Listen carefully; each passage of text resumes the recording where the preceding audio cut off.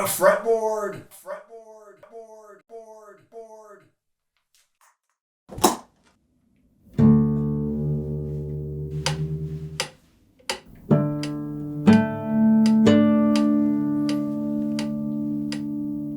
Hey, Chris from Good Enough Guitar, where we tackle the psychology of practice in your journey to become a better player. I may not be an expert guitarist, but I do have a PhD in motivation, so let's see if we can't figure this out together. Click on the subscribe button to keep up with the latest tips, and if you find these videos helpful, be sure to give it a thumbs up.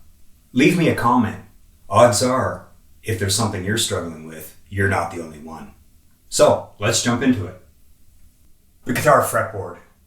Does the guitar fretboard cause you no end of problems? Is that pesky fretboard limiting your guitar progress? Do you think the guitar fretboard is going to cause you serious injury or risk of harm? If so, you're not alone. Have you ever encountered problems such as this? Oh, who left this fretboard lying around? Is your fretboard constantly in the way and bashing into things? Oh. Perhaps you treat your fretboard like a danger zone, that you're risking great personal injury by touching anything beyond the 3rd fret.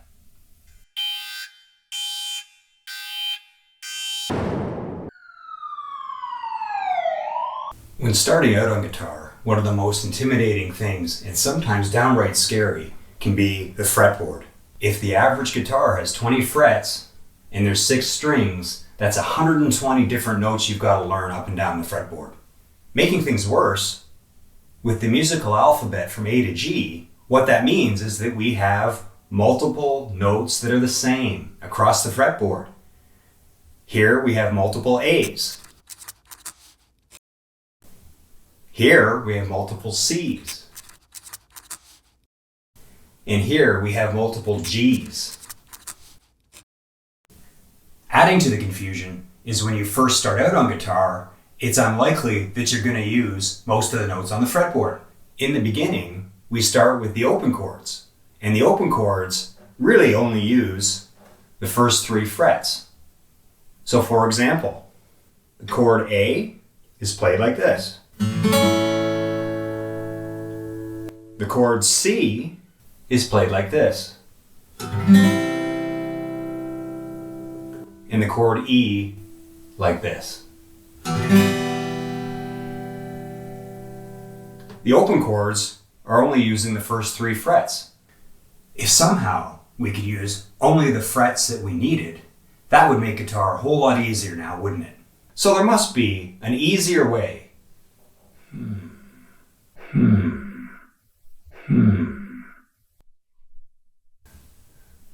I think I have something. Here is a highly sought-after guitar from the famous Spanish luthier José Felipe Manuel. Built in 1947, it has rosewood back and sides with resonant basses and rich, beautiful overtones.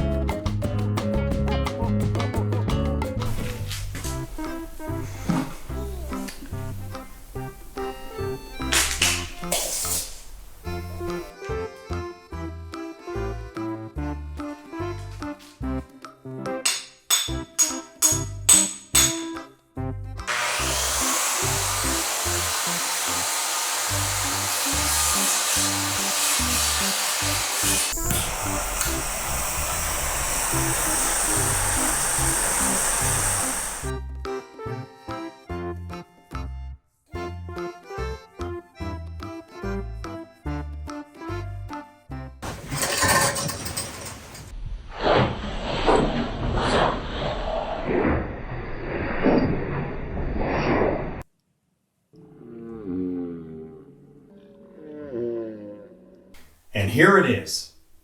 Best guitar ever? It has only the 3 frets that we need. Let's give it a try. Let's start with an A chord.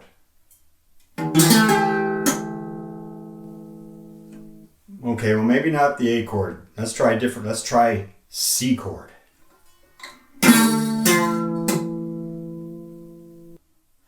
E.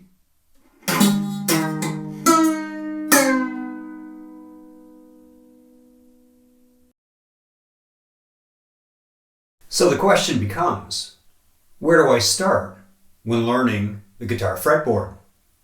Let's start at the beginning with 5 basic things to consider about how the fretboard works. When it comes to the basics of the fretboard, the first thing to look for are fretboard markers. These will give you a visual reference in terms of where you're at while you're playing your guitar. For example, this guitar has markers only at the 5th and the 7th fret, whereas on this second guitar, you see 3 markers, 5, 7, and 9th frets. And as a third example, look at the markers on this guitar. There are fret markers at 1, 3, 5, 7, 9, 12, and onwards, all the way up the fretboard. Fret markers may also be placed on the top of the frets. However, you'll find that some guitars have them, while others may not. Going back to what we talked about earlier, we have a fretboard diagram.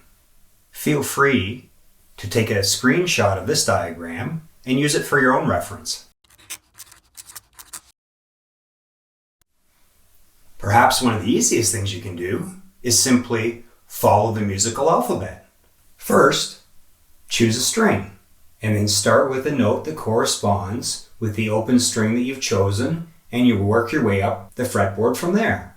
For example, if you choose to start on the open 4th string, which is a D, you work your way up the fretboard from D, E, F, G, A, B, C, and finishing on the 12th fret, D. In the same way, if I choose to play the open 6th string, the open note on the 6th string is E. So starting with E,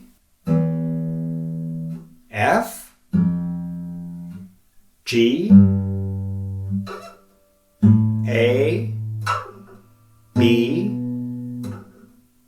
C, D, and again, finishing on the 12th fret, corresponding to the open note, is E. E. The 12th fret for all strings will align with the open tuning of each of those corresponding strings. The only trick to remember is that whole tones are spaced across 2 frets. It's the semitones that happen in 2 places between the notes B and C and E and F, where those are half tones, and thus they only move up 1 fret. Guitars have what's called standard tuning, where the heaviest 6th string is tuned to an E. The 5th string A,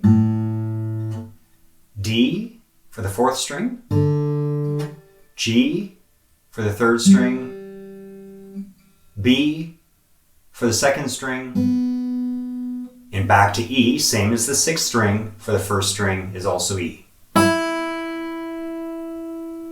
The easiest way to remember all of this is a phrase, Eddie ate dynamite, goodbye Eddie. Although the vast majority of songs you're likely to come across are going to be in standard tuning, there are exceptions, and you'll find songs where the tuning is in something other than standard tuning. For example, one common tuning is what's called a drop D tuning. Drop D tuning means you're tuning the 6th string down an entire tone. So instead of starting with the open note E, you're starting with the open note D. That has the effect of moving all the other notes down a whole step. That's drop D tuning. Knowing the positions of the open notes on the first 3 frets can be quite useful. This way you'll start to learn how notes fit together into chords and how to practice scales. So if we go back to our earlier chord diagrams and we look at the chord C, you're not just playing one note. We have C, E, G, C again, and And finally another E. That's the C chord. Another aspect quite unique to guitar is that you're going to come across an alternate way to read notes on the fretboard, and that's called guitar tablature. In guitar tab, you don't need to know what the notes are because the guitar tab will tell you which string and which fret you're to play that note. So you don't need to know exactly what the note is when the tab is telling you exactly which note to play. These basic principles should give you a good starting point in learning the guitar fretboard. Be patient with yourself and gradually build a good familiarity with how a fretboard works. And as you build this knowledge, keep it in mind as you learn more and more about playing the guitar. In doing so, you can avoid potential mishaps. And you won't have to resort to extreme measures just to make learning the guitar a little bit easier. Thanks for watching. I hope this video helps you better understand the guitar fretboard, that it doesn't have to be such a challenging task. It's a skill that will come over time and you'll get there. So stay tuned to Good Enough Guitar for more tips and tricks that help get you started and keep you going. Until next time.